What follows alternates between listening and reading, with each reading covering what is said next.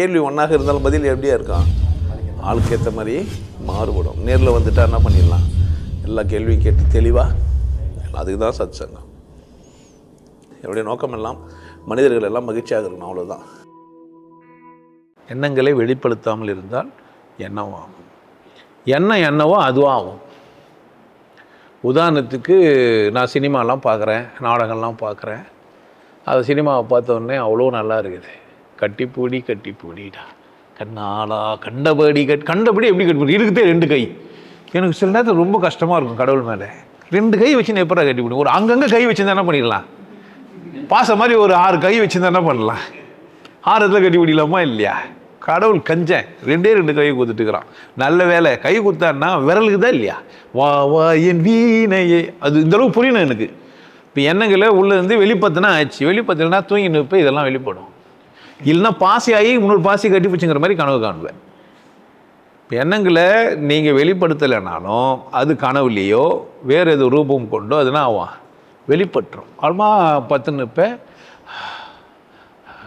ஜெட்டி போட்டிருந்தா ஜெட்டி ஈரமாகவும், லுங்கி கட்டியிருந்தால் லுங்கி ஈரமாகவும். எதுவுமே போடலனாலும் அது உங்கள் பிரச்சனை எனக்கு தெரியாது, ஆனால் ஈரமாகிடும். அதுதான். அப்போ பொம்பளைக்கும் தான் ஆகும், அவங்களுக்கு கம்மியாகும், கரெக்டாக இருக்காது, அவ்வளோ தூரம் தெரியாது. பட் எல்லாருக்கும் ஆகும். இயல்பாகவே உடம்பு என்ன பண்ணிக்க, ஏதோ கோபமாக இருந்தீங்கன்னா தூங்கினே இருப்பீங்க நல்லா.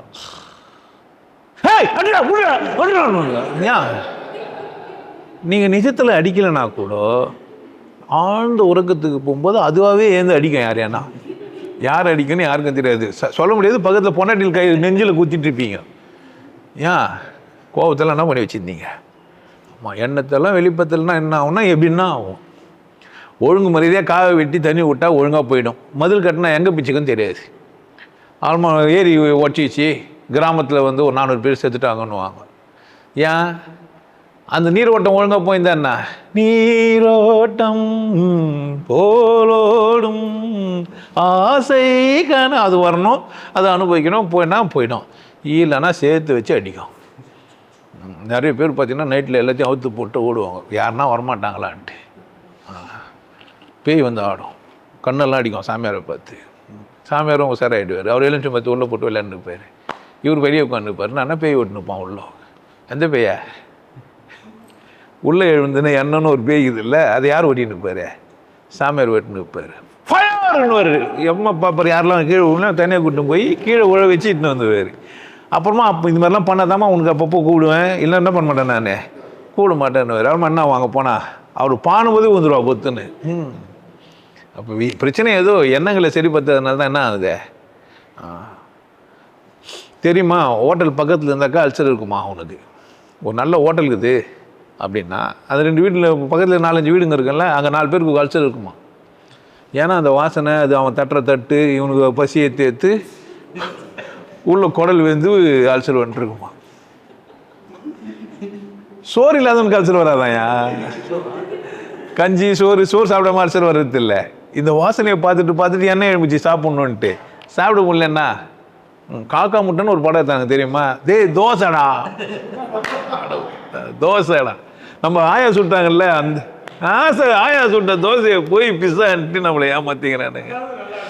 நம்ம அது விட நல்லா இருந்துச்சு, இதுல நான் மெல்ல விட முடியல. அவ்வளோதான் பீஸா. இவ்வளோ தான் கதை. எண்ணங்களெல்லாம் வெளியே அனுப்பலாம், எல்லாம் சேர்த்து வச்சு ஒன்று என்ன பண்ணா தெரியாது என்னென்ன பண்ணுவியோ. அதனால் என்ன பண்ணா, வர்ற எண்ணத்தை ஒழுங்காக ஆற்றுப்படுத்திடணும், கொண்டாடணும், மகிழ்ச்சியாக இருக்கணும், சந்தோஷமாக இருக்கணும். அது என்ன ஆகிடும் தானா போயிடும். இல்லைன்னா அவன் சேர்த்து வச்ச வெட்டுறதுக்கு ஊற்றுற அளவுக்கு போயிடும். உங்களுக்கு எல்லாருக்கும் ஒரு விஷயம் சொல்கிறேன். ஆனந்த வாழ்வு அப்படின்ற ஒரு கோர்ஸ் யூடியூப்பில் போட்டு வச்சுக்கோங்க. Happy life course. நீங்கள் மெம்பர் ஆனீங்கன்னா ஆனந்த வாழ்வு கோர்ஸை நேரடியாக நீங்கள் யூடியூப்பில் பார்க்கலாம். ஃபேமிலியாக டிவியில் போட்டு என்ன பண்ணலாம், எல்லாரும் ஃபேமிலியாக போட்டு பார்க்கலாம். ஒருத்தர் தான் சப்ஸ்கிரைப் பண்ணீங்க, 5 பேர் 6 பேர் என்ன பண்ணலாம், நீங்கள் அதை பார்க்கலாம். வாய்ப்பு பயன்படுத்திக்கப்பா.